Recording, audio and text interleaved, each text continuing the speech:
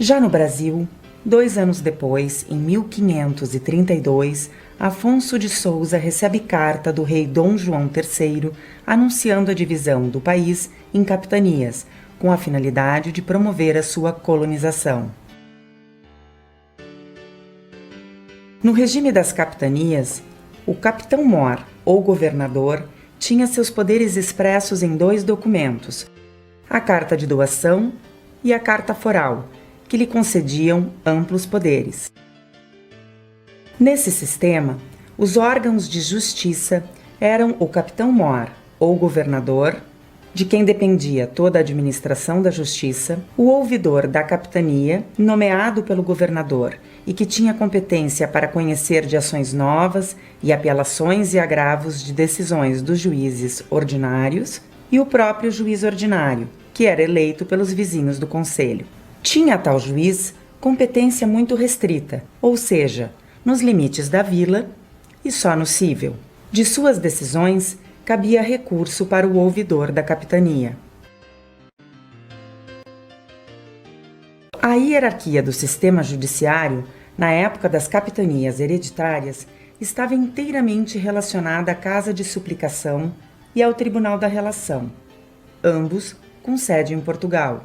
No Brasil, eram o ouvidor da capitania, o juiz ordinário e as câmaras municipais. Com o insucesso do sistema de capitanias hereditárias, em 1549, a nomeação de ouvidores deixou de ser feita pelo donatário e passou a ser feita pelo rei. No regimento do governador-geral estavam fixadas suas competências judiciárias. A ele estava subordinado o ouvidor-geral, magistrado encarregado de julgar e punir em toda a extensão do território colonizado. As demais autoridades judiciárias eram os ouvidores de capitanias e, nas vilas, os juízes ordinários. Anos mais tarde, em 1603, houve a promulgação das Ordenações Filipinas, ou Código Filipino. Compilação jurídica resultante da reforma do Código Manuelino, as Ordenações Filipinas vigoraram no Brasil até o Código Civil de 1916. Em 1609, pela primeira vez, tivemos a segunda instância instalada no Brasil, com o Tribunal de Relação de Salvador. Era presidido pelo governador-geral do Estado do Brasil, cargo ocupado naquele momento por Dom Diogo de Menezes. Sua estrutura era composta de 10 desembargadores e outros oficiais. Em relação ao Rio Grande do Sul, somente a partir do século XVIII o território foi incorporado ao Brasil às custas das lutas de fronteira. A região permaneceu por longo tempo inexplorada. Em 1751, foi criado o Tribunal da Relação do Rio de Janeiro, com jurisdição sobre o território. Mas somente em 1770, o Rio Grande do Sul foi elevado à condição de capitania, com a denominação de Capitania do Rio Grande de São Pedro, com sede no povoado de Rio Grande. Em 1808, com a vinda do príncipe regente Dom João VI e a família real ao Brasil, o cargo de governador-geral deixou de existir. A partir desse momento, foi instituída uma nova estrutura da administração portuguesa no Brasil, com a transferência de vários órgãos centrais para o Rio de Janeiro, que foram adaptados à nova conjuntura política e ao aparato institucional existente na colônia. Finalmente, no ano seguinte, foi criada para o Rio Grande do Sul uma divisão administrativa e judiciária, passo fundamental para a autonomia que viria em 1812, com a criação da comarca de São Pedro do Rio Grande e Santa Catarina. Apenas em 1874 foi instalado na Rua Duque de Caxias, um prédio alugado que hoje não existe mais, o Tribunal da Relação de Porto Alegre, com jurisdição sobre as províncias de São Pedro do Rio Grande do Sul e Santa Catarina. A corte foi composta por 7 desembargadores. Esse foi o berço do atual Tribunal de Justiça do Estado. Em 1891, tendo sido instalado o Tribunal de Santa Catarina, cessou a jurisdição do Tribunal da Relação de Porto Alegre sobre o território do estado vizinho.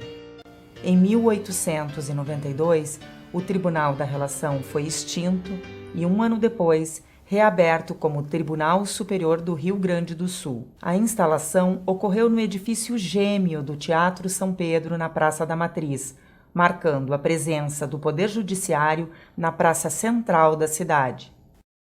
Em 19 de novembro de 1949, após 50 anos de funcionamento, o prédio do tribunal foi destruído por um incêndio e o judiciário passou a funcionar em diversos edifícios da cidade.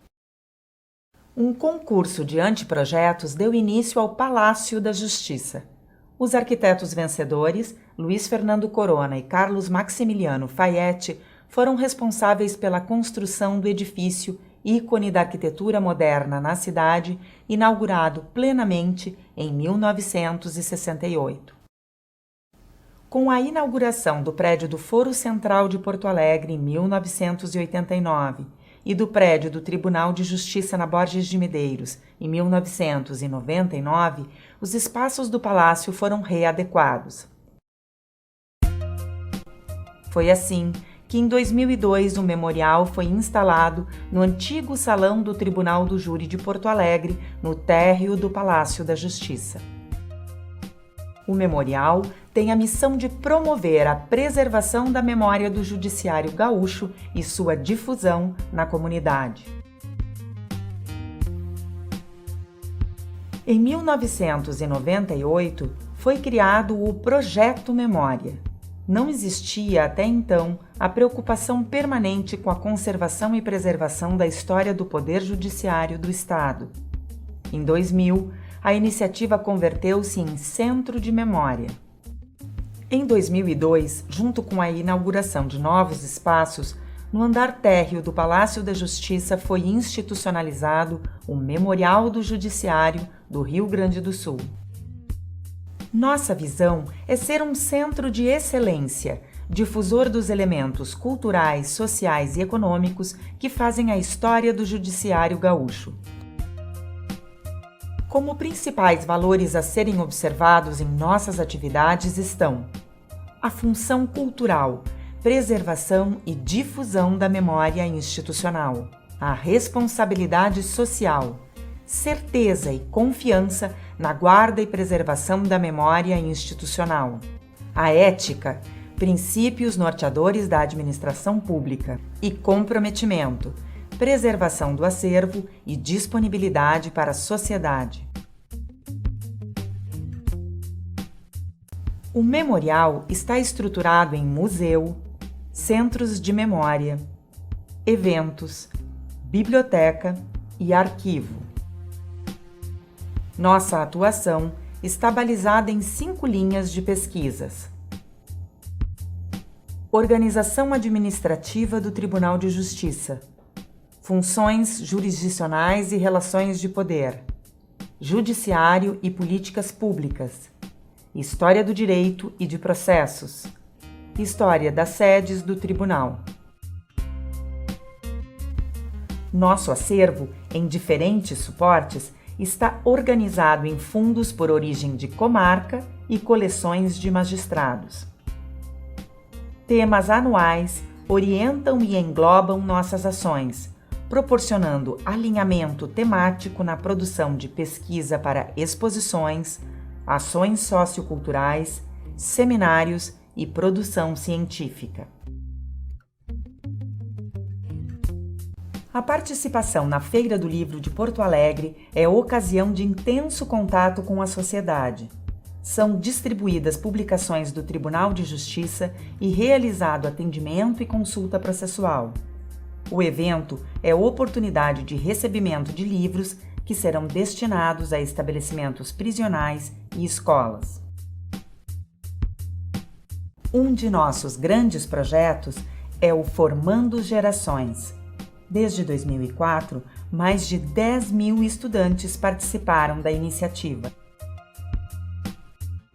Voltado para alunos do ensino público e privado, o Formando envolve artes cênicas, audiovisuais e a difusão de conhecimentos sobre justiça, cidadania e direitos da criança e do adolescente. As atividades culminam na simulação de um tribunal do júri, quando as crianças e jovens atuam como juiz, promotor, defensor, testemunhas, réu, jurados e repórteres, vivenciando uma atividade que é cotidiana no Poder Judiciário. Anualmente, desde 2009, é entregue o Prêmio Fala, formando adolescentes na luta anti-violência, quando as escolas participantes do programa Formando Gerações concorrem com trabalhos nas categorias de artes plásticas, audiovisual, música e literatura.